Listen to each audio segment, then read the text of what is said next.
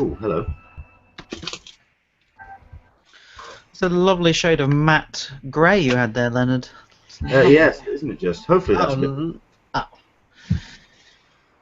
Although it's now flickering. Really anticipating. All sorts of wacky issues today, aren't we? Aren't we just?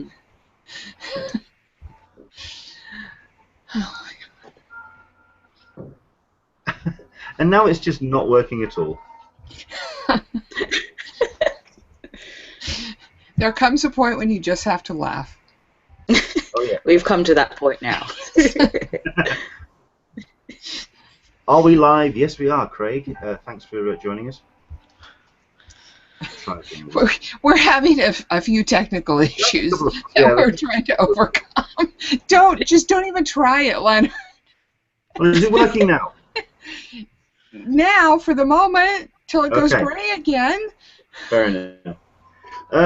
Yes, the pictures that you're seeing on screen at the moment, and don't worry, they do roll round, so we will get to see them all again.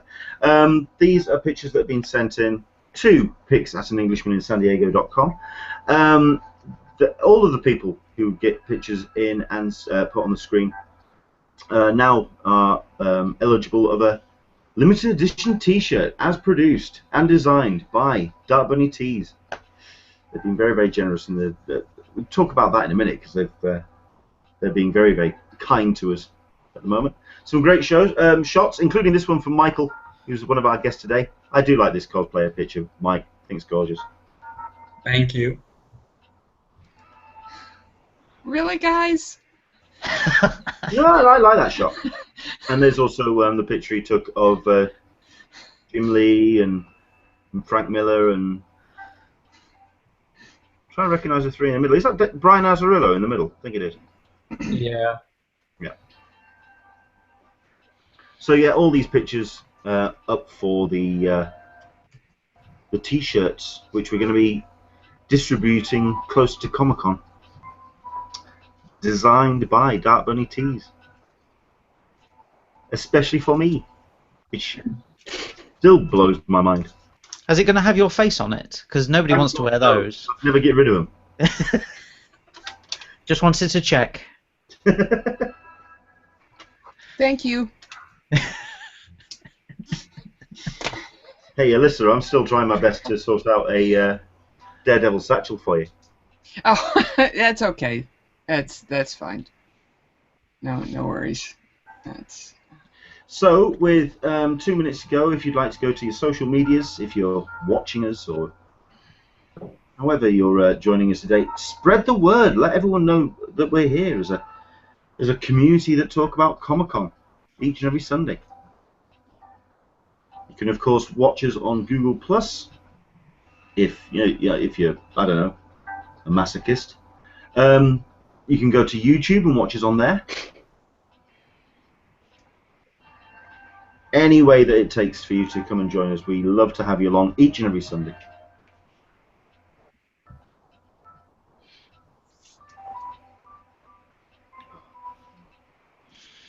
And of course, do jump in on the Q&A. Let us know where you're watching from. I know we've got 1 or 2 people already. Well, I say that because at the moment I'm looking at the countdown. I can't actually see what's going on.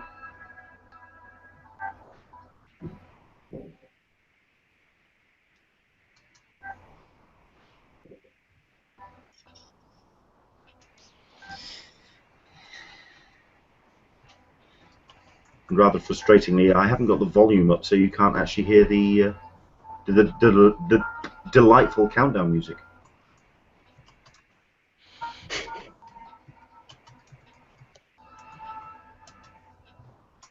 And now I know that Mark Searby has actually got countdown music from the quiz show in his head. Not till 30 seconds. Oh no, it's on already. No, I'm not going to do it. No, I'm not doing it. How many letters did you get? 2. Because I'm thick. So yes, please do get your pictures in. Englishman in San Diego and EnglishmanInSanDiego.com. I always get that slightly mixed up. And yes, you will get yourself eligible for a free, I say, limited edition t-shirt exclusively designed by Dark Bunny Tees. And of course, any support that you'd like to throw us your way from Patreon. You'd like to go to patreon.com, Englishman STCC. So if I close that and that, okay, and turn that off, and you should see my delightful face.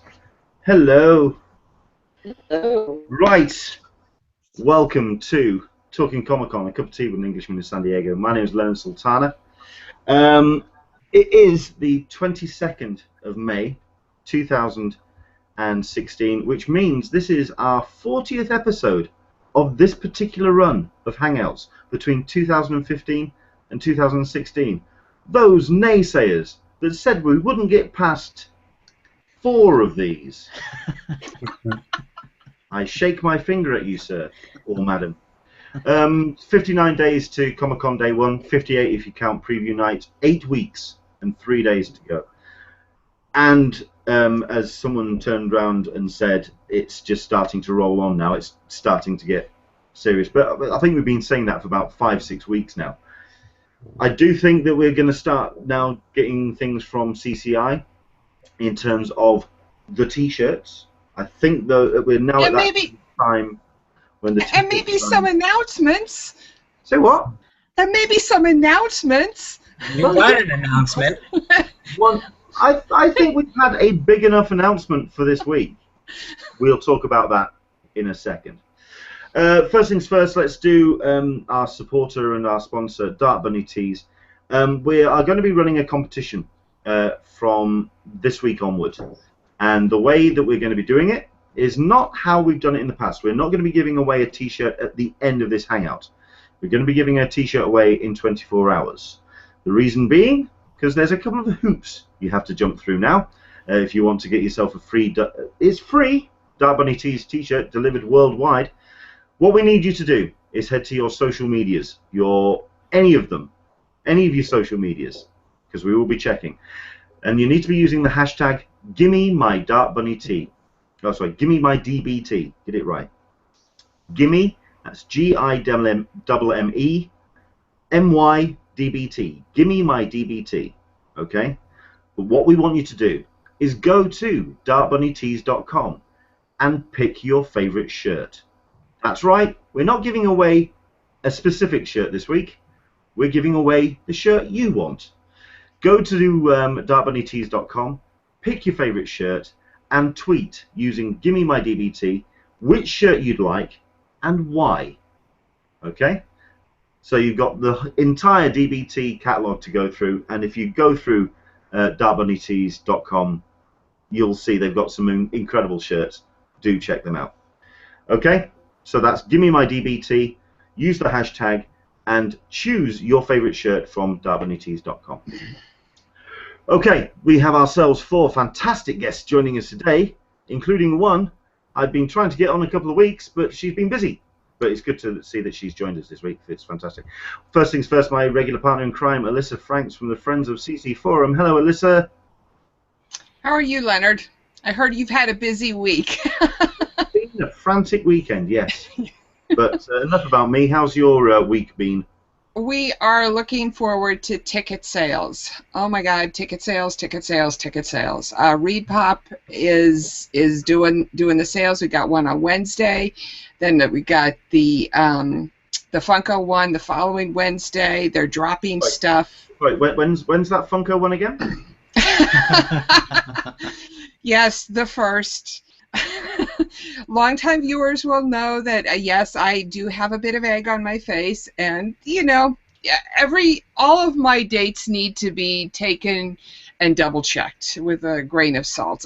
Regardless, we've also got some information on New York tickets with the member ID program that they've just started. So. Excellent stuff. And no doubt the forum has been talking quite heavily about the announcements we've had this week from Comic-Con and Star Trek. And all that. Absolutely. Have you been starting to that conversation, being the big Star Trek fan that I know you are? Yes, absolutely. I've let it be known that I will, that this is my paramount wish and hope to get into. It's the first thing on my list. It's supersedes preview night. It supersedes any exclusives, any other events. I'll have to skip the bloggers party. So be it. I don't care. Whatever it takes. Basically, do not expect to find Alyssa anywhere other than this is her. You remember how everyone got really hyped about Star Wars last year? This is her Star Wars. This is yes. This is very much her thing. So best of luck for you for that. We will talk about that concert in a minute. We are also joined by Mark Searby, who's hasn't been on the Hangout for a while. How are you doing, Mark? Yeah, I'm fine, thanks, Leonard. Very good. We were hoping that we were going to get you on for the episode with Good Friends Flicks in the City, but I know that kind of ships in the night and all of that, we didn't quite manage to get you on. Isn't that too many British people, though? I do worry about Alyssa for that. You know, the next Monday, if I was on it, she would have been just speaking completely British. I'd worry for her sanity about it. Oh, I can handle myself. Don't worry. I can't imagine Alyssa with a British accent. We're going to have to try and work on that. Okay. Oh no. I'll just go real American on you. What have you been up to, Mark? A few interviews here and there, a few bits and bobs. I was Friday. I had 2 interviews. One with a lovely young lady who was in Carlito's Way, who's now a singer. She was very nice. And later on that day, I was interviewing Kevin Chapman, who most will know from Persons of Interest. He's one of the big guys in that. So he was fantastic. He was really good. And he's very good at impressions. Very good at impressions. So he was really nice to talk to. Excellent. Well, it's nice to know you keep him busy. Yeah. And no doubt you've been to see X-Men as well. Yes, I have, yes. We'll talk about that later. Talk about that as well. Excellent stuff. So that's on the way. Thank you very much indeed for joining us, Mark. We have ourselves Mr. Michael Leventhal joining us. Long time no see for Michael. How are you, sir? I'm good. Good morning, good afternoon. How's everything? Not too bad at all. No doubt you've been kind of deciphering the New York Comic-Con fan... What's the actual term for it again? It's the fan... It's the fan verification. To me, you know, that kind of stuff is always very simple. It seemed, you know, like it was going to come around. There's obviously a few things going on with the New York show. It's, you know, that tickets, there's the press stuff that happened on Friday, and then there's the VIP stuff that's also been talked about, and also, like Alyssa said, Star Wars Celebration. So there's a lot of, you know, Reed Pop, New York Comic Con, that kind of stuff going on this week, next week, and the weeks to follow. Fair enough. Well, all of this we'll get into, obviously, as we dive into the Hangout. But thank you very much indeed for joining us, Michael. Good time. Always be here. Last but not least, like I say, a first time someone who hasn't joined us on the Hangouts before, and it's a pleasure to have her join us. We've got Sora. From did I say Dark Bunny Tees? I'm obsessed with our sponsors, ladies and gentlemen. Yeah, I'm working with Dark Bunny Tees, right? Hello, Sora. How are you? Yeah. I'm good. How have you been doing? Surviving is what I've been doing. That's pretty much what I've been doing. Haven't we all been? But I can imagine. I mean, we'll dive straight into this conversation because it's just been exciting to see the announcements coming out of Baker Street Babes. Especially regarding the Sherlock's party. How's it all gone in terms of the organisation for that so far? Well, this year is the first time that our fearless leader, Christina, will not be running it because she has moved to Korea, and so she's unable to come to Comic-Con, which is very saddening. So it's all been turned over to me, which I do have experience running events. Usually I do events here in London. So it's not too bad. She's, of course, been guiding me. I got a massive amount of emails with very explicit instructions, like you call these people, you make sure this is done, and everything has actually gone very well. So ticket sales have been really, really strong, and we are getting requests, lots of requests, to actually release more of our upper tier tickets, which I'm more than happy to do. So next Friday, I'm going to be launching a whole nother campaign of saying that we have more upper tier tickets available for those who have not bought tickets. And then for those who have already bought tickets, we're going to open up an upgrade so they can just message in and I'll upgrade their ticket if that's what they want. Excellent. Because this is year 4 for Sherlock's Yep. party. And it's just gone from strength to strength from the pretty much the moment that first year. I mean, what has been the most surprising thing about the party and the way that it's developed? Sorry, can you say that again? Itself? What's been the most surprising thing about I think is the amount of... Oh, okay, that would be probably the fact that we've drawn the attention of BBC Sherlock's producers and writers to come. It's to the point that they know plain well our party happens every year, and instead of us reaching out to them, they'll reach out to us and say, "Oh, you're having the party again?" We say, "Yes, of course we are." They're like, "Well, is it alright if we stop by?" I'm like,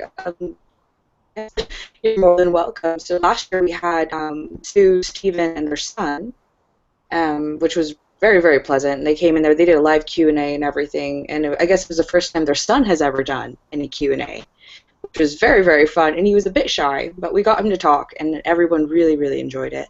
Who will have come this year? You never really know. We like to surprise people.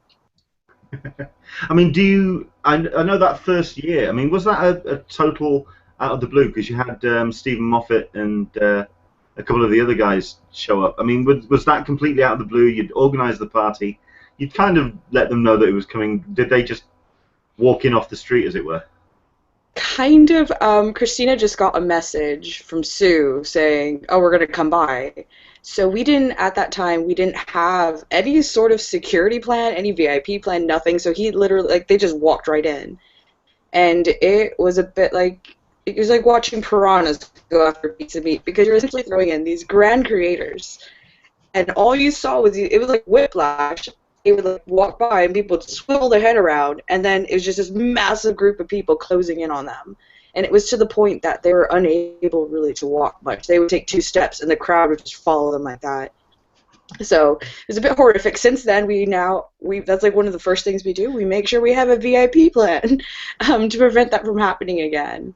But yeah, that was not expected, and obviously people were blown away by that they would come to this party. I mean, it was the first time we ever did this party, and for them to come was a very big honor. And then Mark gave the most touching speech saying how much he appreciated this display of fandom love, and he truly enjoyed himself, which made us very proud. Excellent.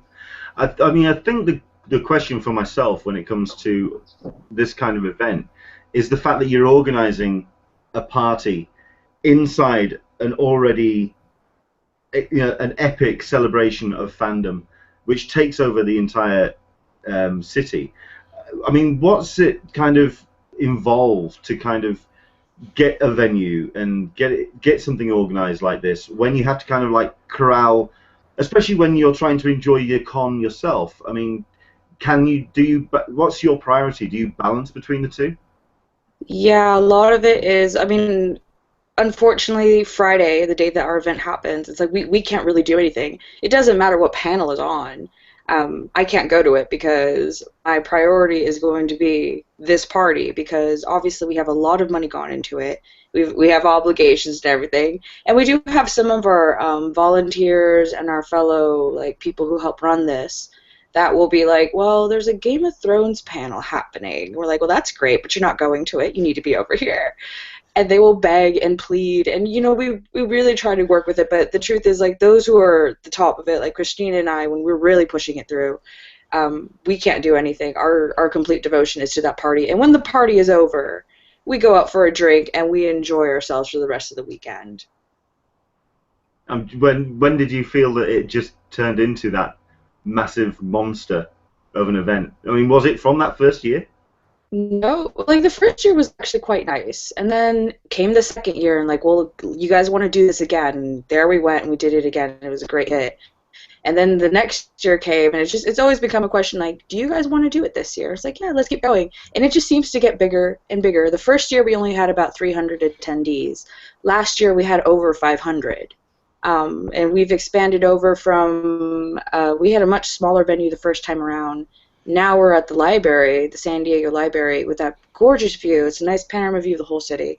Last year we also got fireworks. It wasn't our fireworks, but we pretended they were. And it was really, really nice. I mean, the visuals were great. So it definitely played in for us. So yeah, we never expected it to get to where it's gotten, and I think that almost shows we underestimated our own fandom. Because being the Baker Street Babes, we are obviously Sherlock fans, and we interact a lot with that fandom. But to see how big it has become, to the fact that people will message us and ask and be like, "Are you going to have the party again?" And that they've written us and said how much they have adored it, they liked it, everything. It really makes us very happy, and we're happy to be delivering something that way. Okay. I've got a couple more questions. Well, we've got other guests as well. I'm certain they've got maybe a couple of questions as well. I mean, do you have any questions for Sora? Alyssa? I'll jump in. I'll jump in then. Sora, a question really about being a businesswoman compared to a fan. How difficult is it for you to juggle that line, especially when you've got something like that? And as you said, you know, Mark's turning up and other people are turning up, and obviously you want to be a fan, but at the same time you're putting this event on. How difficult is it for you to juggle that? It has changed my perspective on how I watch this show, especially because we often get a lot of really exclusive access, particularly to the BBC Sherlock. So it certainly has changed the way. I mean, I probably would never let them into my bedroom, because my bedroom is a shrine to Sherlock everything, and I'd almost feel like I don't want you to think like I'm stalking you or anything. I just really like Sherlock Holmes. I mean, to the point I work at the Sherlock Holmes pub, for goodness sake. I mean, Sherlock is very much a part of my life. And it also has changed, though, how I interact with my fellow fans. I often don't tell them what I do. I'll just say, oh, I'm on a podcast, and I keep it at that. Just because once they know, they're like, oh, wait, you do those events, and you do this and that, I'm like, yeah, I do. But let's not talk about that. Let's talk about the latest episode, and let's keep it in fandom. So obviously things have changed a little bit, and I do try to keep it more on the down low, and let's just stick to the funner, more fandom stuff. Obviously, I do indulge in some of the fan theories that are a bit way out there. They're probably never going to happen, but I can still hope. So yeah, it definitely has changed a lot of things for me, but you get by. I know. I can imagine that there's very much a focus on the BBC Sherlock series, but I mean, do you also fold in the other incarnations of Sherlock Holmes to the party, or is it very much more about the BBC production? We do try to find a balance. However, we know right now that BBC Sherlock is the hottest thing out there as far as a fandom goes. And I'm sure there are other Sherlockians out there who'd kick me in the head for saying that. But, I mean, for the most part, right now, at this time and place, more people are more likely to attend, to be more engaged when we're talking BBC Sherlock. But what we do at our party is we try to mix it up inside there. So while some of the things will be BBC Sherlock, we also try to include Elementary. We try to bring in some of the classics like with Jeremy Brett and Rothbard and all that. We try to mix it up a little bit. And of course we have Sir Arthur Conan Doyle's cutout that we bring along with us so he can silently judge us as we host this party to his great detective. But it is a lot of fun, and people dress up as well, and some of them they dress up from different adaptations. It's not all just BBC, and we work very hard to try to mix people. So we get them in with BBC, but then we try to get them to stay by showing them there's other versions out there. Why don't you take a look and check it out? I'm just wondering, because of the news this week about the Robert Downey Jr. Adaptations, or the Sherlock Holmes film. Not only another film starting to filming later on this year, but further sequels as well. And Robert Downey Jr. has been known to come to San Diego from time to time. I'm just wondering what your plan would be in place if RDJ did show up at the Sherlock party, and what your reaction? My dream. Okay, so this is funny where this drives into how I have to separate my fandom love from the two things. Obviously, when he's there, if he were ever to show up, after keeping it together, hey, thank you for coming, whatever, it's all business. Let me get you in safely. Let me get you out safely. But then after it's over, I probably need to sit down or someone to hold me and be like, did that actually just happen right there? Because, oh my God. It was the same when Mr. Holmes had just come out, and I had the opportunity to meet Sir Ian McKellen. And I managed to speak to him enough, like coherently enough. And after he left the room, I just turned to my friend like, I can't right now. Like, I need a drink or something. I'm like, that actually happened. I just saw Gandalf. And she's like, no, you saw Mr. Holmes. I'm like, no, I saw Gandalf in the flesh. But if he were to come... Sorry? Any questions from Alyssa or Michael? No, I think... Go ahead, Mike. No, I was just kind of almost the same thing as how you would react maybe if two different Sherlocks met each other at your party. Oh my... No, seriously, if I could have, like... Robert Downey Jr. and Benedict Cumberbatch both at the same party. First off, I'm pretty sure we'd have to get more security because people try to break in. But, I mean, we're not only having these two Sherlocks in the room, we're having Doctor Strange and Iron Man facing off there. You're having... I mean, I think people would collectively lose it completely if that were ever to happen. And I'm a little bit afraid to think what sort of security measures I'd have to go through for that. It'd be utterly insane because I think I would have to also worry about the outside. I would probably have to use code names or something to get them in. No, that would be... Well, it would be wonderful. Logistically speaking, it might give me a little bit of a nightmare there. If you ever I just want to see your face as I describe it. Somehow, yes, Robert Downey Jr. and the Benedict Cumberbatch have arrived, and they're in the party, and they're face-to-face, and they're having a great time. You're the one at the door that has to turn around to say to Johnny Lee Miller, I'm sorry, you can't come in. We're full of Sherlocks. Oh, my God. No, I'd let him in. I'd feel bad, because the poor fellow, like, no one ever seems to pay much attention to him. Like, I like you. Come on in. You can sit with me. Oh, that'd be absolutely insane. Okay, 2 is bad enough. 3. That's where no. you warp the fabric of space-time there. You just break it down completely. Let's talk a little bit more... Pretty sure we'd break a world record. However, more about the practical organisation of the party, because it's kind of where I want to lead into, especially when it comes to the Star Trek event. When you organise at the library, obviously that's a big financial take. I mean, what was the conversation when you had to make that decision to go to a larger venue, when you have to then really make this one hell of an event? Well, the first time around, so like when we did the first party, we had to rely on Indiegogo.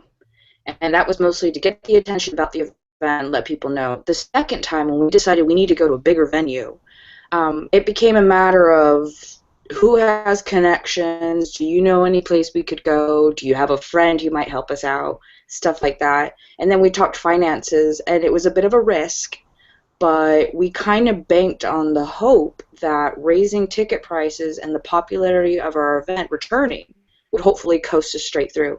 We did talk with the library, and Erwin is an absolutely brilliant and charming man. He's helped us out so much.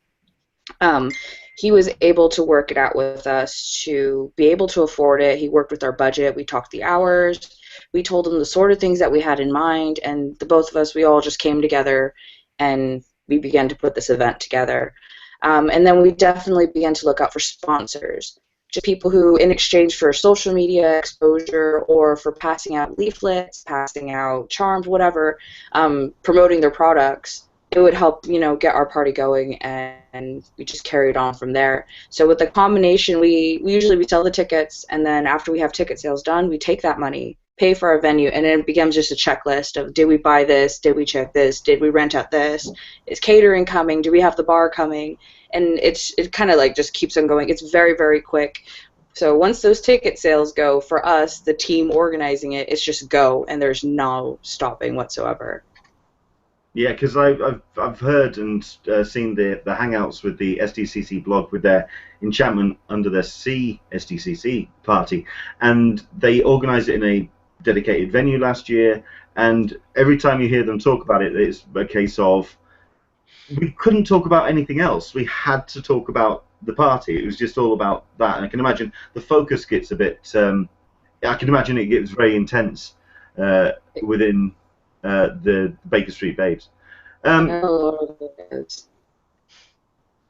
Okay. This year, we're actually partnering with there's me. I'm the one representative Baker Street Babe, partnering with the Nerd Out app, which is an application that basically you go on there, and if you want to find out about nerd events happening in your area, you check this app out and it'll help you with that.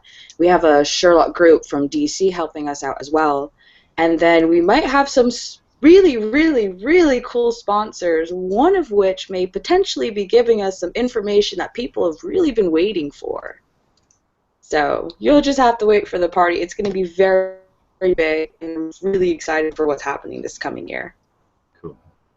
Okay, if you can then give an overview of where people can check out more information about the party, about the tickets and all the other bits and pieces. Give an overview then, some links, which we will include down at the bottom in the comments.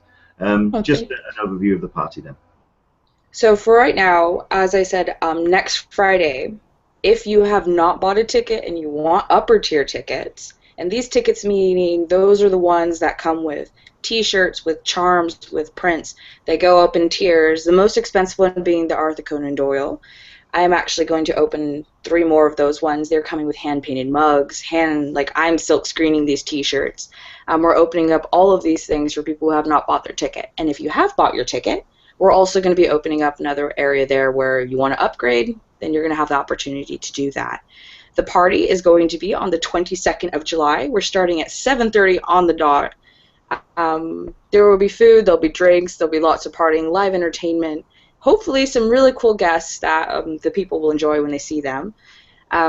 If you want more information about our party, you look at our Tumblr page, the sherlockedparty.tumblr.com, and has everything you need to know there. We're also accepting vendor applications, volunteer applications. There's just all sorts of things, and that website is a plethora of information that you need. Excellent stuff. Well, I mean, all the very best for the party. Hopefully, if I do pop by and just sort of like wave, I can just put my head around and just sort of like say hello to you in person. So it'd be good to see everyone, kind of like enjoying. Yes, it'd be lovely to see you. Cool. As it happens, we did run. Oh, sorry. I was just saying, you'll certainly see me floating around Comic-Con. I've been going since 2003, and I've never missed a year yet. Knock on wood. So you'll find me everywhere because my fandom tastes range widely. Excellent. A couple of weeks ago, we did run a competition for somebody to win a pair of tickets to attend this fantastic event. And as it happens, we have a winner. We basically asked you to send in a party-themed GIF to the hashtag which we put up, and we have the winner, which is Corgi Commander. Jason Coe, congratulations. You've won yourself a pair of tickets to go to the Baker Street Babes Sherlock party.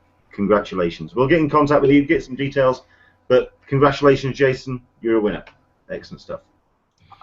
I think the next topic of conversation then is the announcement that took place this week, which is the event that's going to be taking place at the back of the convention center this Comic-Con, which is on preview night, and it is Star Trek Beyond, a screening. So I'm going to pass over now to Alyssa Franks, who's going to tell us all about it, because I guarantee at this point she knows everything. I wish I did. I want to know how to get tickets. Nobody has said anything about how this is going to be. Of course, scenarios about The Walking Dead and Madison Square Garden are running through my head. Is this going to be a lottery? How are they actually going to do it? I know that they were able to fit 6,000 people in there from the Star Wars panel last year. So how big is the venue going to be? And are we going to have to line up for tickets? Does this mean that I'm going to have to be in line for 24 hours? I don't know. I don't know. I wish I did. The interesting thing is that at Star Wars they had relatively smaller screens, and they're saying IMAX for this one. So It's the world's first IMAX outdoor premiere event. exactly. That technically wise, that is going to be very interesting. Are they going to put it up just for this show? Are they going to have it up for the whole, the whole weekend? So it brings, if you're going to invest in that massive amount of a technical space, what could they possibly use it for on Thursday, Friday, Saturday? Yeah. I mean, so you have a whole lot of other questions. Now, granted, it's outdoors, so you can't really use it in the daylight, and all of those other sorts of issues. Who's going to be there? Are they going to do red carpet events? With the actual Star Wars, Star Trek preview night? I don't know. I would love to get more information. I know that there's a lot of people on the forum who are like, #1 event. This is my must-do for con, and that's absolutely where I'm at with this. Does anybody have any more information that they've been able to find? No. Yeah. Beyond the actual SDCC release, there hasn't been a great deal. The only thing that I do remember is from the fan event that took place in Los Angeles. The director, Justin Lin, did turn around and use the words that you'd be hearing the Michael Giacchino score played by the San Diego Symphony Orchestra. What that kind of suggests to me as well, I'm just wondering if they're actually going to be having a simultaneous score play as well. That's another thing on top of this event. It's a seriously big house of cards to organize. Isn't it? The things I've seen, though, the 2 or 3 things I've seen is, I know that there's a poster going around, a really nice print that they were giving out at the fan thing that you're talking about. But I also saw people who are given tickets to it, and they were numbered out of 500. So I wonder if they are that low. I definitely saw someone who had a ticket that said like 97 out of 500. It was this gold ticket that said July 20th, Star Trek Beyond. So I don't know if, maybe that's like a seated area, or maybe, I don't know. Well, I do know that those passes were handed out for people who were outside of the fan event who couldn't actually get in. It was kind of like a compensation for not actually making it inside the fan event. And yes, there are 500 of those which will allow 2 people into the world premiere event. But yeah, it's going to be curious to see how many people are actually going to be, like Alyssa says, actually allocated for this event. Considering that what that means, what, if I may interrupt, what those 500 tickets mean is that perhaps a pass, an SDCC pass, is not required. Yeah. Which opens it up to everybody. Which means my odds just went down. Or look on eBay. Star Wars event. That was a stood-up concert, so there's the ability to get more people in there. Standing up for 2 and a bit hours to see a Star Trek film, I don't know if they're going to do that. I think it may be a seated thing, in which case that's going to prove even less seating allocated. It's going to be even more of a bloodbath to get those tickets. Difficult. I have a question about this whole thing. If they're putting it up in IMAX, I mean, can you just kind of sit outside of the air? I mean, it's an IMAX. It's large. The symphony is loud. Can you sit kind of like, find a spot like askew a little bit outside of the actual event and then just plop yourself down and watch it and still experience it? I'll do it. I'll volunteer. Absolutely. No, but the problem would be hearing the voices, to hearing the dialogue. That's going to be the real problem with doing things outside of the seated area. The whole sound system is going to be very interesting, especially if they're trying to blend a live symphony orchestra in with it. Who knows? I mean, they could even have some sort of some sort of a personal system going in certain areas, so you have to be located around for dialogue. Who knows? It will be interesting to see how they manage this. Yeah. Michael P. on the comments, I suspect a drawing is going to be held for the tickets. And as of last night, none of those tickets from the fan event have made it to eBay. Nobody's wanting to get rid of those. So sorry, Alyssa. You are going to be going in for the crush, as it were. I think the reason why I wanted to bring this event up, and this kind of folds back to our conversation with Sora, is the whole idea of this massive event taking place on preview night, which is another massive draw for attendees and indeed people coming from out of town into San Diego. When you've got all the distractions and all the other events pulling you left, right, and center, and how you can actually then start prioritizing. A lot of people use preview night to ease themselves into the week, and indeed a number of parties and events have been set up to kind of do that, including the Game of Bloggers party, the Enchantment Under the Sea. Do you think that this Star Trek event could actually, in very much like the way that Star Wars did last year, overshadowed the rest of the con, or indeed just that night? The question I have is, why can't they put it into Hall H? Nothing else is in Hall H that night. That means that they want to have it. They must want to have it larger, which they must want to have the capacity to fit more people in, which feeds into your question of, yes, overshadow. Absolutely. If they want to have more than 6,000 people in that venue, then which otherwise they would have had it in a controlled environment in Hall H, then yeah, they're going for broke on. I mean, they're going big on this one. Yeah. I think the other thing as well is at the end of the day, they are going to be having the San Diego Symphony Orchestra playing, which means they're going to be wanting to have a sound check. Having a sound check inside Hall H while the convention's going, that's going to be fun. And then there's that too.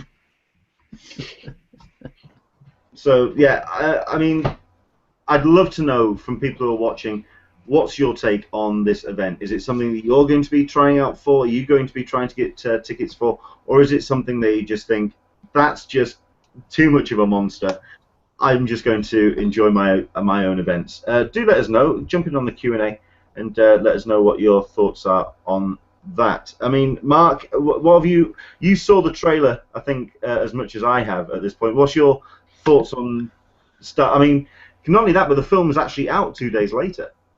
This is, I mean, not so much talking about the film, but the event is kind of a strange one for me, because they're saying it's the world premiere 2 days before release. Well, normally with big films like this, they go around the world and they have their premieres. So I don't understand what they're going to do, you know, when they come to England or when they go to Germany or whether they go to Japan. What's it going to be there? Is it going to be classed as, you know, a UK premiere? It's kind of a strange situation to say this is the world premiere and it's 2 days before it comes out. So it's in this sort of odd situation that I'm not really sure what's happening with it. Are they not going to come around the world and do these press junkets? I don't know. It's odd. It's very strange. Very strange. Plus having a show come out 2 days before it's released nationally is historically a bad sign.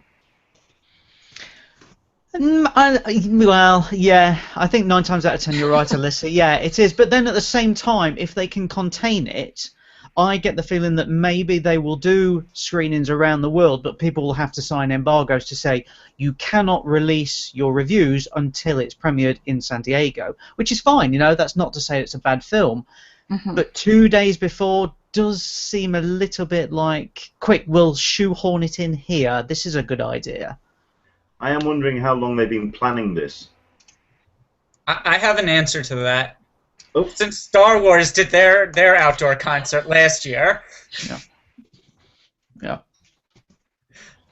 It makes sense, doesn't it? They start thinking it that far ahead. We've got comments on the Q&A.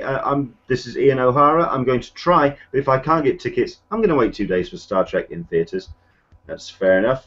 Janine Lecara, I will be desperately trying to get tickets for this. The event will be awesome. And Michael P. is putting a nice point as well. We can check it out on Tuesday when they do the sound check. Fair enough. The one thing I'm also curious about is they're talking about tickets. But I'm just wondering, and I think this is where we're thinking it's going to be a lottery draw or a raffle draw. And I think it's because I think the tickets are going to be free. At the end of the day, it's been announced and organised in conjunction with Comic-Con International, and they have never been ones to charge for an event like this. It's not a true off-site event. It's a Comic-Con International sanctioned event. So I think it is actually going to be a free raffled event. Alyssa, best of luck to you. That's all I can say. I will accept any and all help. That's, to be honest, I'll just put that out there right now. So. Okay. Anything else we could talk about in this particular event? At the end of the day, we don't know too many details beyond the announcement on the Talkin blog, but I did want to talk about it today because it is going to be the big event for this year. It's certainly not going to be Cowboys and Aliens, that's for sure. Different ball game. So there we go. A couple of comments coming in on the Q&A, not related. Let's just use them as a fold-in. Andrew English is asking, does anyone know the closing date of the SDCC ticket competition for entering Comic-Con HQ? I happen to know that. That was the deadline was yesterday. So if you were wanting to enter that particular draw, basically if you signed up for Comic-Con HQ, you were entered into a draw to win tickets for Comic-Con. However, as it happens, it ended yesterday, and it was US only. So very much like the actual Comic-Con HQ at the moment, it is North America at the moment. Neil Williamson, question for the Hangout. Do you think there'll be a Star Trek Hall H panel as a follow-up? I'd love it. Yes, yeah. Please. I think Thursday. I would think on the Thursday. Yeah. I'd be very surprised. If you go and attend the screening, you're not going to get into Hall H because everyone's going to be lining up for that.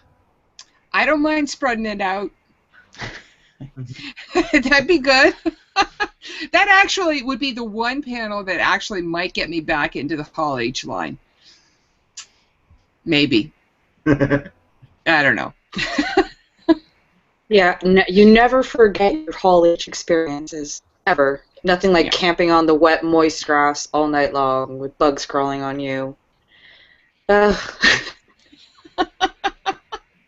Getting rudely woken up by Andy Serkis, the inconsiderate son of a... Sod. I just nodded off as well. I just nodded off.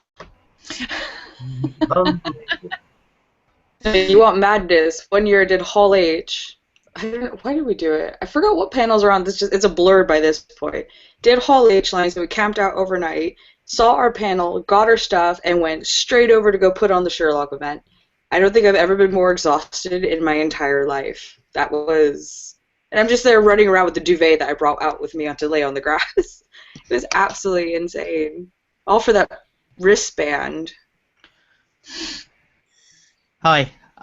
Okay, I've got some unofficial news here. This is just in as well about this San Diego Star Trek thing.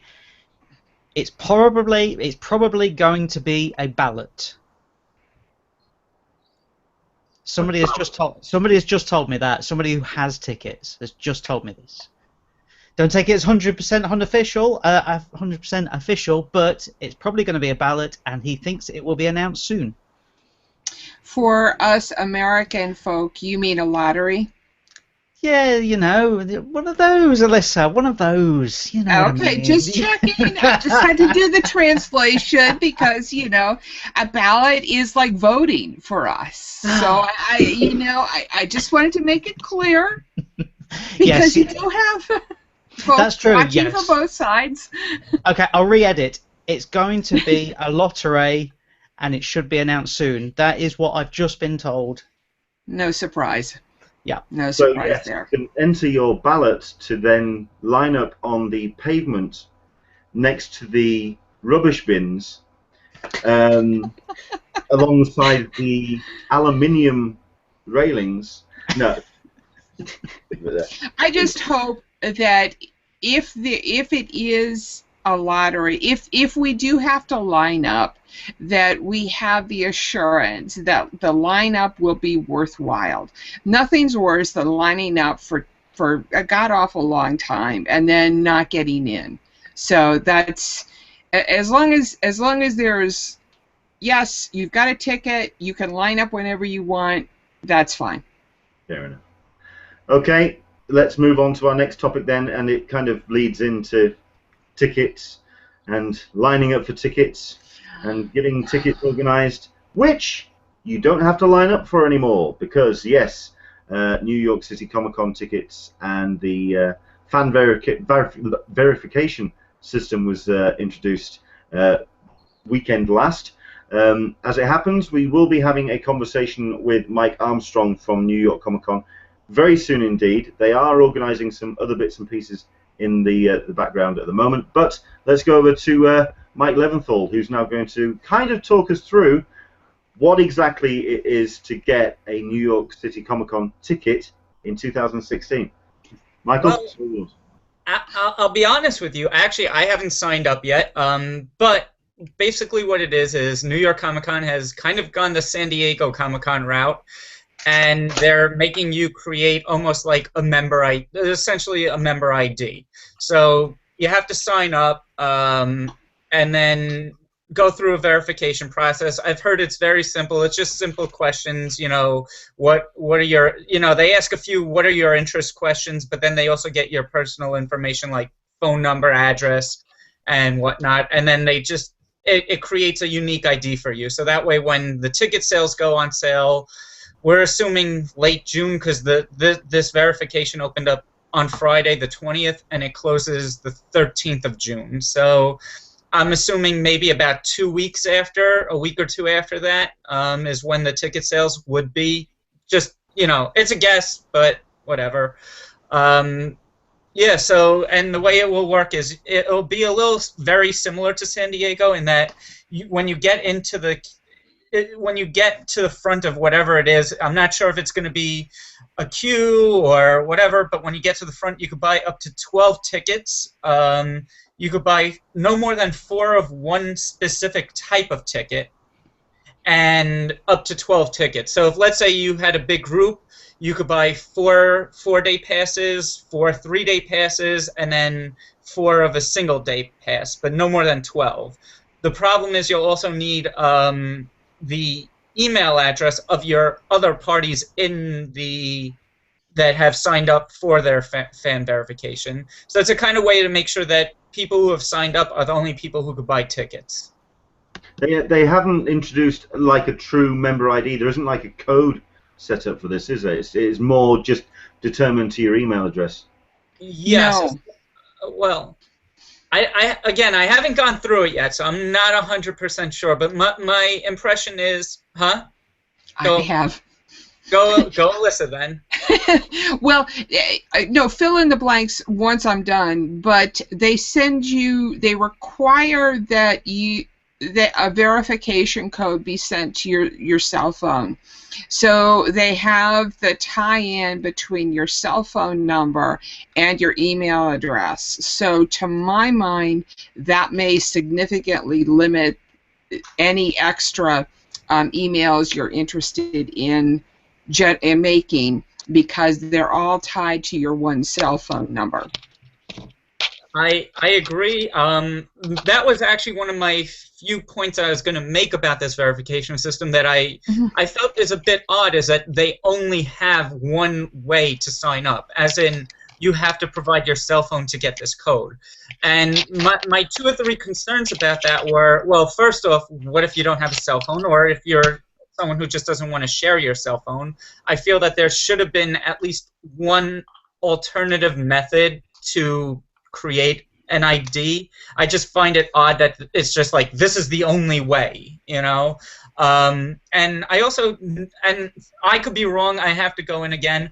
I know sometimes New York Comic Con has gotten ahead of themselves, so I didn't see anything where it says we won't share your cell phone number, because I know at one point, their Twitter account, they signed up and then they started to tweet on people's behalves. So I was just a little concerned about, that aspect. Maybe I'm overspeaking, I don't know. When I spoke with Jackie about the Twitter account incident, she said that New York Con didn't do that. That was that there was a third-party vendor started doing it on New York Comic Con's behalf. Mm-hmm. So that was more of an oversight than it was a plan to tweet on their attendees' behalf. So my hope is that they don't share the cell phone numbers. Mm-hmm. Although, and it could be in the TOS that nobody ever reads. We don't know. I have to look at that a little more closely, personally. I, like you, am waiting for our press emails before I actually, go into the fan verification. They sent out some press emails. Mike Armstrong. Like I say, he will be joining us on a hangout in the next couple of weeks to talk about the whole process of getting tickets for New York Comic Con. And he actually did turn around and say it is a very recommended idea for you to get your fan verification sorted, just in case press doesn't pan out for you. So, Mike, time to get your mobile out, I'm afraid. Yeah. Well, what happened? What happened was actually Friday. There were a bunch of emails that went out, I think, ahead of the fan verification to let certain people know, because on Friday we started to see a lot of rejections go out. But only rejections. I haven't seen one acceptance yet. Looking forward to seeing exactly what this actually means, because I know a lot of people are a little bit put out of the fact that they weren't. It is moving towards the San Diego Comic-Con model, that it wasn't staying its own individual entity, that you didn't have the whole element of queuing up at New York comic book shops, which they really enjoyed that community aspect. It does seem to be opening up to a more international and national kind of platform. To my mind, I have no issue with them doing the fan verification. I think it was on it was in the writing. The show was getting too big. The writing was on the wall that it was going to go that route. I mean, the Midtown Comic event, was very nice for them to do. I think, like you did say, it does bring a little bit of community together. At the same time, the lines were getting, 10, 11 blocks long. People were waiting out overnight.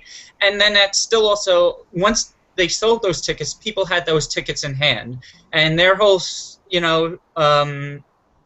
motto right now is, we want to stop scalpers. And you can't stop scalpers if you hand them a ticket in person, without any type of verification for them buying it, unfortunately. I think it's going to be one of the questions we are going to be asking Mike is about scalping, because if anything, the whole idea of the badges and having them physically in your hand does kind of allow us to fold into the conversation San Diego Comic-Con and how people are going to tackle it, and how the organization is going to handle scalping at Comic-Con at San Diego. So it does kind of fold into that as well. I'm very curious to speak to Mike about that whole element.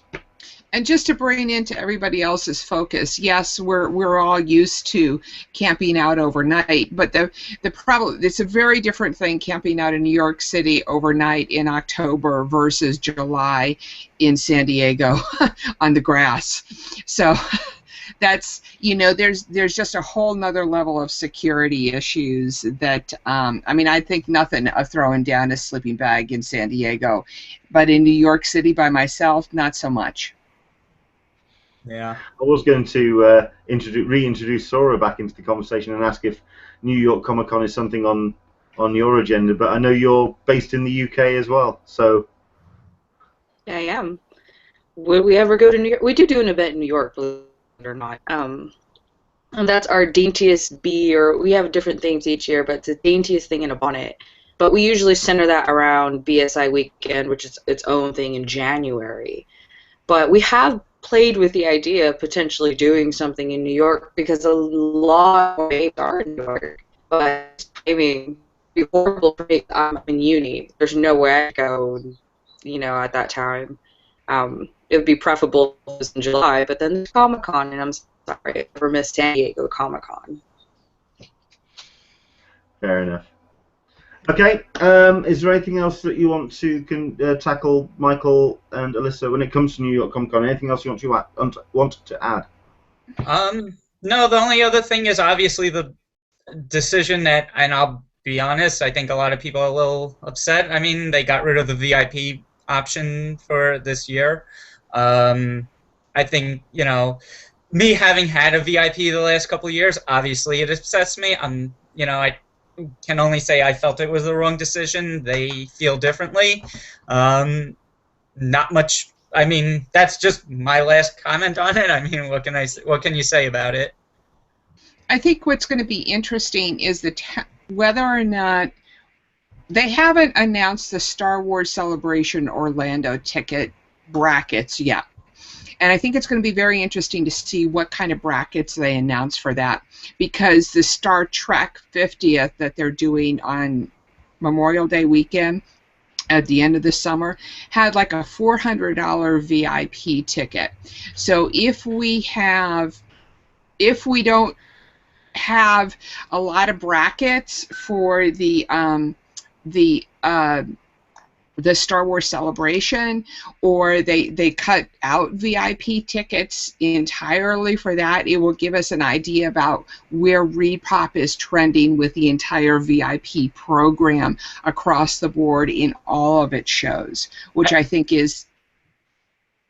I think as far as I'm aware, Celebration in Orlando will have VIPs. Because on the buy page for when they announced it, it does say tickets including 4-day, single day, and VIP are scheduled on sale Wednesday, May 25th. So as far as I'm aware, unless it's an oversight on their website, there is a VIP for Celebration next year.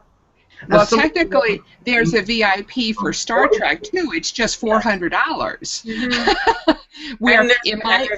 And there's a VIP for C2E2, BookCon, right, Star Trek Missions, and a lot of other shows. So, as somebody who's not been to New York Comic Con, what does VIP actually afford you at New York Comic Con? Basically, it allows you to get to the front of the exhibit hall line, so you're first on the exhibit hall.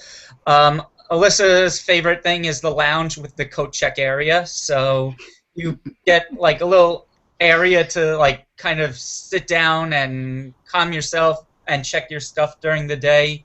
And then the higher level VIP also allowed you first access to the main stage panel room, so you didn't have It basically a bypass the line ticket, essentially. So it's basically like a fast pass then. I mean that's what you would consider it, I would say. I mean.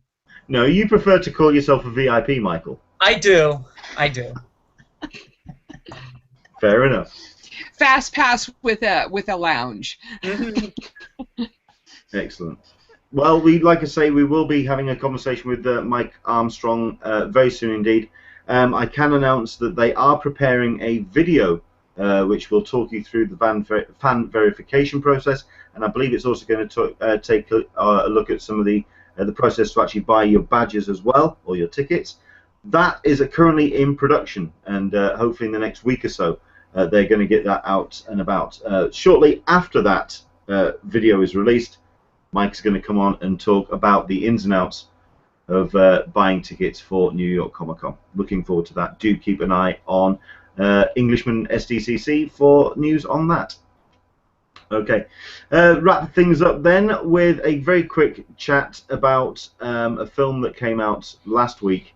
Myself and Mark are now going to dive into X-Men Apocalypse. It's going to be spoiler free, and this kind of ties into San Diego Comic Con because it was the massive panel for last year in Hall H, and indeed the last time we're going to see 20th Century Fox in Hall H for a year or so. So it was their big event, it's their big film, it's the one that they wanted to muscle up to, Batman vs. Superman and Captain America Civil War. Mark, what did you think? Did they manage to go out and strike it out of the park? It sits somewhere between those two films that you've mentioned. It's better than Batman Superman. It's not as good as Civil War. I think primarily what we've got with this film is, I mean, I loved the previous one, Days of Future Past. I thought it was a really intelligent blockbuster. You know, time travel and dealing with Magneto and Professor Xavier's storyline. I thought that was fantastic. This one kind of deals with that a little bit, but it sort of shoves it to the side because it wants to, obviously, it wants to bring Apocalypse in. And I know he's a big character in the comic books and everything else like that. Here, not so much. I mean, he kind of wanders round and doesn't do too much until probably the last 10 minutes. And the trailers that I'd seen beforehand, where he had his team with him, I guess you'd call it, I was looking forward to how that would happen. But that's the way that they do it is very much like when you're in the schoolyard and you go, yeah, I'll pick you and I'll pick you and maybe you and maybe you. It's all a little bit poorly done. It's a bit strange why they've gone that route. And then it just sort of goes nowhere for the middle. It doesn't really do anything. You spend a long time thinking, what are they actually doing here? Are they focusing on Magneto? Are they focusing on Professor Xavier? Are they focusing on bringing these young people, these young X-Men in? And by that you're thinking, God, this is a really long film. Oh, it's 45 minutes. Right, okay. Yeah, it's really difficult to keep the tempo up because you've got one bad guy effectively, and I know he's an amazing bad guy and everything, but he's not that great in this.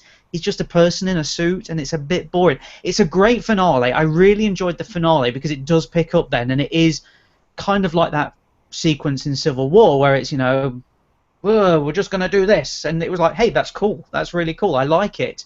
But it's fun and it's entertaining. It's just not as intelligent as it should be. It's not as good as it should be. I kind of came away feeling a little bit let down by it all, to be honest. And I love Oscar Isaac. I thought, fantastic. This guy can play a bad guy.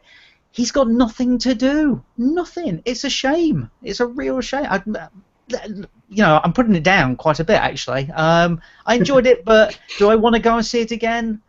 Yeah, I'd probably no, not really. You know, I've actually heard it screens better the second time round. The people who have come out with some reservations for the film, they do go back into it and they are kind of more accustomed to what's actually coming up. I think if the only issue I had with the film for myself was it was aiming for epic.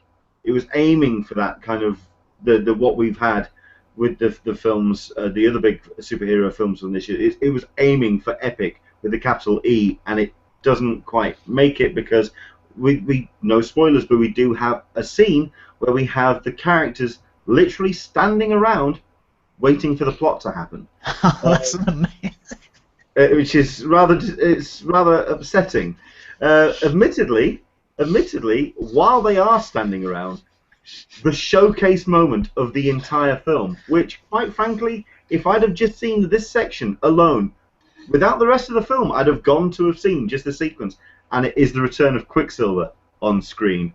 Evan Peters doing his showpiece, running around and being particularly cheeky about it. Whatever you think of the sequence in Days of Future Past, I think it just exceeds that. It just goes all the way and just takes the character of Quicksilver and does something very interesting with it. My personal take on the film is, if you are a hardcore X-Men fan, if you are deeply invested in not only the films but also the comics, you will go into this film and you will feel that this is absolutely the Apocalypse storyline that you've been waiting for 20 odd years up on screen. This is the film that you want to see. I will say, if you are not that invested, perhaps you've just seen X-Men on on television or whatever, or seen it in the cinemas, and you're a passing fan, this is going to be a real hard watch. It is definitely one for the hardcore fans, made by hardcore fans, I'd say, because they do try and take on subjects and topics in there which just are very much for the fans. I will say that, I know you were talking about Oscar Isaac and his performance. I think Michael Fassbender takes this film. He's just the actor in this. When in the previous X-Men films, when you see Ian McKellen on screen, you know, that's the actor right there.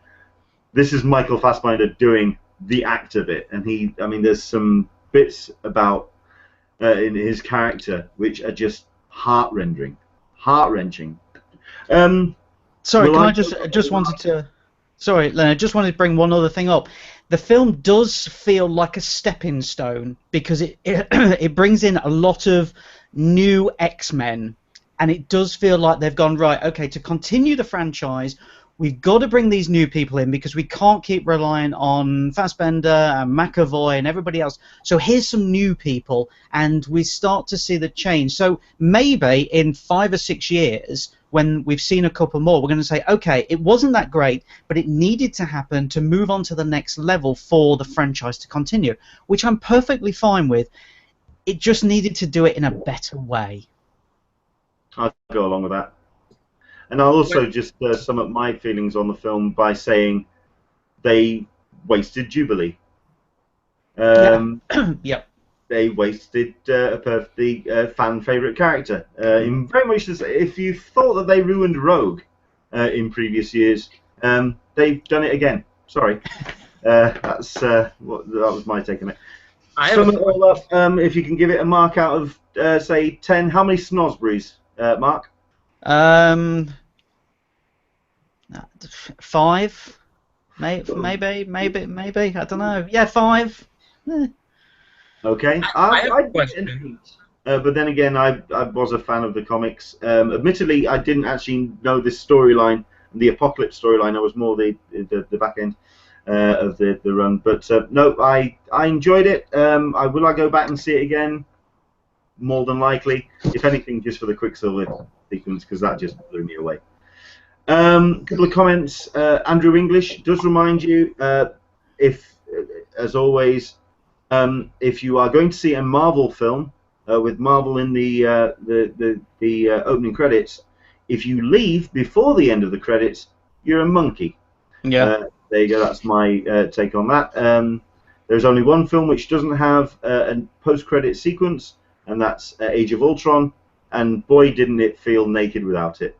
There is one at the end of this film, and I'd check it out. Alyssa, is there anything that you want to talk about very quickly before we wrap things up? Just the week in upcoming television. If you haven't already done it, set your VCR for tonight's premiere episode of Preacher. Trust me, Garth Ennis, excellent writer, a very adult thing. AMC is producing this show, so just watch it. Give it a go. It's a very adult show. Stands to reason there's going to be a bit of religion kind of thrown in there, given the name Preacher. So just watch the show after Fear of the Walking Dead tonight. AMC rules this week. The other shows that are winding up this week are Night Manager, which if you haven't been watching that one, find a way. It's brilliant. Arrow, I personally like Mr. Selfridge. Yes, I like Downton Abbey too. So, you know. Mark, another Downton Abbey fan. And Mr. Selfridge. Loved Mr. Selfridge. Yes. Loved it. Yeah. So I would like to watch some television at some point. I just don't have time. I've just run out of time. I'm watching Frankie and Grace, and it rocks. Yeah, absolutely. Can I just... What I've been watching? I've been watching The Ranch, which is on Netflix at the moment. But that's the Ashton Kutcher thing, and it's actually very, very good. But there we go. Right then, I want to let everyone get off and enjoy the rest of their Sunday. So I know that the sun is fading here in the UK. Let's enjoy the sunset while we can. There's Sora going. I could be enjoying a pint now. I could be. Okay. So once again, just like to thank my guests for joining us. Sora, once again, thank you very much, Janine, for coming on. I know it was a little bit last minute organising it as well, but thank you so much for joining us. No problem. Thank you for having me. Online. Sora. Where can people find you online, Sora? Oh, where can you find me online? Yeah. Well, usually if you look at just at Twitter, Facebook, we're everywhere. Just basically look up Baker Street Babes and you'll find us. I promise you. But yes, we're on Twitter at Baker Street Babes, and we're also on Facebook, same thing. And we do have our own website, bakerstreetbabes.com. Down in the comments as well below, we will put the link to the Tumblr for the Sherlock Party as well. So more information about that, especially when it comes to the new release tiers for the tickets. So that's on the way. Happening next Friday. Indeed. Michael, thank you very much indeed for joining us and explaining New York Comic Con. So yeah, where can people find you online, sir? I'm mostly at Friends of CC and High Def Ninja, and on Twitter it's MLLNY at all three, and that's where you'll find me hanging out, all three of those places mainly. And on your Facebook page, annoying you every 5 minutes. Not at all. Not at all. And Mark, thank you very much indeed for coming along and talking X-Men and all that stuff and nonsense. Where can people find you online? And you better tell us about this website of yours. I'm on Twitter, Mark_Searby. You can hear me on the radio every Thursday night here in the UK on the Anglian radio stations. It's also available online. I always tweet the link. And yes, Leonard, I do have my own corner of the internet. Not thanks to you, I must add. This is thanks to Alyssa, who forced me to have a website last year. And then I'd made one over Christmas. And I must thank Alyssa because it has worked perfectly. So you can go to this website, marksearby.com, and you can see everything that I do there. Excellent stuff. So yes, the instigator, the fire starter, Alyssa Frank. Thank you very much indeed for joining us, Alyssa. Where can people find you? Friends of CC on Twitter. At Friends of CC Twitter. Sorry, I will get that right one of these weeks. But I did just publish the week in upcoming television on our front page of the blog, which is friendsofcc.com. But the forum is found at friendsofcc/forum. Excellent stuff. Myself, you can find, if you type an Englishman in San Diego into Google, pretty much all the social medias I'm around, and of course on Twitter, Englishman SDCC. You can also find me on Patreon if you go to patreon.com/Englishman SDCC. Any piece of support that you can throw our way, we very much would appreciate it. We also would like to thank our supporters for the Hangout, which is Dark Buddy Tees. That competition again. We are going to be giving away a T-shirt around this Hangout and the live broadcast. If you submit a tweet or a Facebook post or a Google Plus post, and just use the hashtag GimmeMyDBT. That's GIMMEMYDBT. I'm going to search all the social medias, and this time in 24 hours we will be drawing a t-shirt winner. All you have to do, use that hashtag. Tell us which shirt from darkbunnytees.com you would like and why. Okay? Do head to darkbunnytees.com, have a look through their range, and pick your favourite. You could be winning that next week. In 24 hours. We're also going to be announcing a winner at the beginning of next week's Hangout. If you are listening back on iTunes or on SoundCloud, we'll bring again, use the same instructions. GimmeMyDBT hashtag, and we'll draw a winner next week. Thank you very much indeed. Enjoy the rest of your Sunday, and from myself and from all of our guests, we'll see you next week for Talking Comic-Con, a cup of tea with an Englishman in San Diego. Enjoy the rest of your Sunday. We'll see you soon. Bye-bye. Bye.